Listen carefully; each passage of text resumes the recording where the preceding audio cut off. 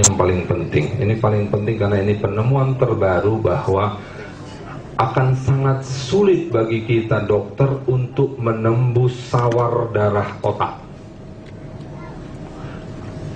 Boleh dibilang tidak, atau sangat sedikit sekali obat-obat yang mampu untuk menembus apa yang kita sebut sebagai blood-brain barrier, sawar darah otak. Kita tahu sawar darah otak ini paling penting untuk mencegah supaya apakah nutrisi atau zat-zat yang tidak baik menembus. Ini yang terjadi pada anak-anak autis, di mana zat-zat yang mestinya sampai, tapi karena ini tembus, dia lewat, sehingga protein, glukosa lepas semuanya dari jalinan-jalinan susunan saraf otak, karena sawar darah otaknya bocor. Noni mampu menempel.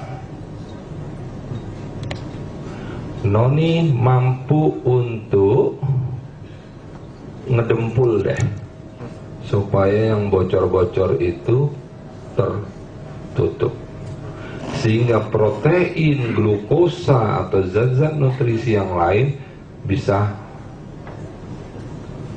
baik sampainya, tidak keluar dari jalinan-jalinan saraf di otak. Lanjut. Inilah mekanisme yang saya bilang tadi terhadap autis.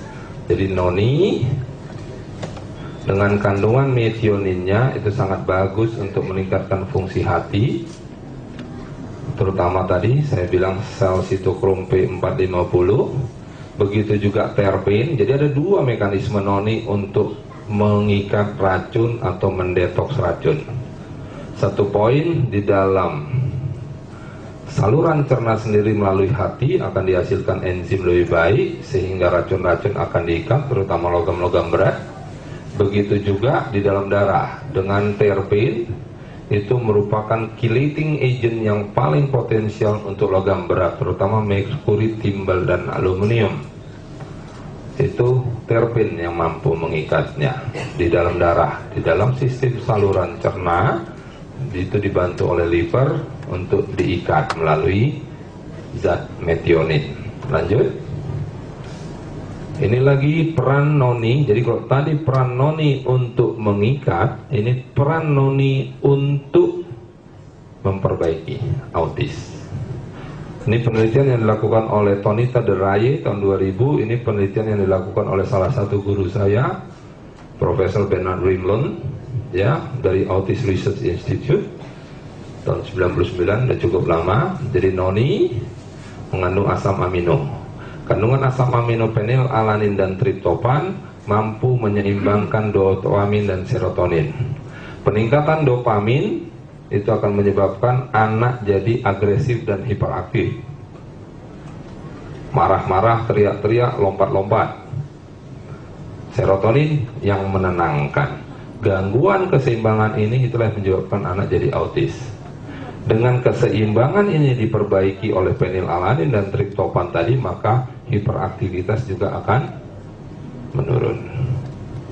Dengan enzim, ada enzim sekretin yang ada di dalam noni. Penelitian terakhir dari Tijuana, sekretin merupakan anti kanker yang paling kuat.